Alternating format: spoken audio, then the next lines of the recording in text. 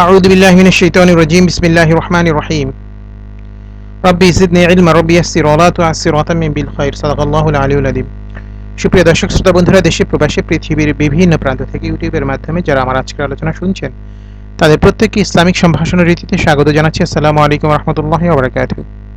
বন্ধুরা, প্রতিনিয়ত স্বাস্থ্য পুষ্টি সংক্রান্ত বিভিন্ন তথ্যপাত্র নিয়ে আমি আপনাদের জন্য ভিডিও উপস্থাপন করি। তারই ধারাবাহিকতা আজকে আপনাদের সাথে শেয়ার করব অতিরিক্ত ঘুমের ওষুধ খাওয়ার কুফল।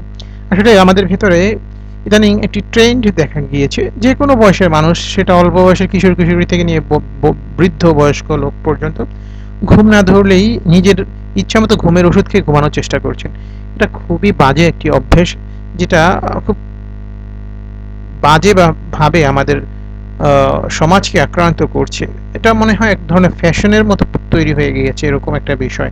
তো অতিরিক্ত ঘুমের ওষুধ খাওয়া আসলে অনেক ধরনের কুফল রয়েছে। আজকে সেখান থেকে কিছু কুফল নিয়ে আপনাদের সাথে আলোচনা করব। প্রথম যেটা হচ্ছে সেটা হচ্ছে নেশাগ্রস্ত হওয়া। আপনি যখন থেকে ঘুমের ওষুধ খাওয়া শুরু করবেন তখন থেকেই আপনার দেহ নিজের মধ্যে এক ধরনের সহ্য ক্ষমতা তৈরি করে নেবে। অর্থাৎ আপনি যে পাওয়ার ওষুধ খাওয়া শুরু করেছেন কিছুদিনের মধ্যে আপনার সে পাওয়ারের ওষুধে কোনো কাজ হবে না, বরং আপনার দেহ আরো পাওয়ারের ওষুধের জন্য নিজেকে প্রস্তুত করে নেবে। এরপর দেহে স্বাভাবিক হরমোনের সমস্যা দেখা দেবে এবং সেই সাথে আরো নানা সমস্যা জড়িত হবেন আপনি।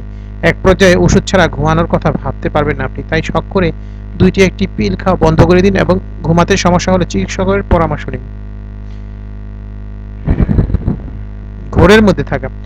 ইউএস ফুড অ্যান্ড ড্রাগ অ্যাডমিনিস্ট্রেশনের রিপোর্ট অনুযায়ী জানা যায় যে ঘুমের ওষুধের রেশ শুধুমাত্র রাতেই কেটে যায় না, বরং পুরো দিন তন্দ্রাচ্ছন্ন করে রাখে এবং সেই সাথে যারা নিয়মিত ঘুমের ওষুধ খান তারা এক ধরনের ঘোরের মধ্যে চলে যায়। এটি এক পর্যায়ের মারাত্মক বিপর্যয়ের সৃষ্টি করতে পারে, সুতরাং সাবধান। মানসিক সমস্যা ও শারীরিক সমস্যা। দীর্ঘ সময় ঘুমের ওষুধ সেবনের ফলে ঘুমের মধ্যে হাঁটার সমস্যা, স্মৃতিভ্রষ্টের সমস্যা দেখা দেয়। এছাড়া যারা নিয়মিত ঘুমের ওষুধ খান তাদের ব্যবহারে পরিবর্তন আসতে শুরু করে, অনেকেই অ্যাংজাইটিতে ভোগেন এবং খুব খিটখিটে মেজাজ হয়ে থাকে। সুতরাং ঘুমের ওষুধ থেকে 100 হাত দূর। ক্যান্সার ও মৃত্যুর আশঙ্কা। গবেষণায় দেখা যায় যারা ঘুমের ওষুধ সেবন করেন তাদের অন্যান্যদের তুলনায় ক্যান্সার আক্রান্ত হওয়ার ঝুঁকি অনেক বেশি থাকে। ঘুমের ঔষধ অনেকাংশে দেহে ক্যান্সার কোষ উৎপাদনে সহায়তা করে। এই পার্শ্ব প্রতিক্রিয়ার কারণে ঘুমের ওষুধ থেকে দূরে থাকার পরামর্শ দিয়ে থাকেন ডাক্তারগণ। যদি অন্য কোনো অসুস্থতার কারণে চিকিৎসক ঘুমের ওষুধ সেবনের কথা তার প্রেসক্রিপশনে লিখে থাকেন তবে অবশ্যই ঘুমের ওষুধ খাওয়া উচিত। এছাড়া চিকিৎসকের পরামর্শ ছাড়া ঘুমের ঔষধ ভুলেও খাবেন না। তো বন্ধুরা, যারা ঘুমের ওষুধ খান বা খেয়ে খেয়ে ঘুমানোর অভ্যাস তৈরি করছেন তাদের জন্য আশা করি আমাদের আজকের আলোচনাটি কিছুটা হলেও সচেতনতা তৈরি করবে।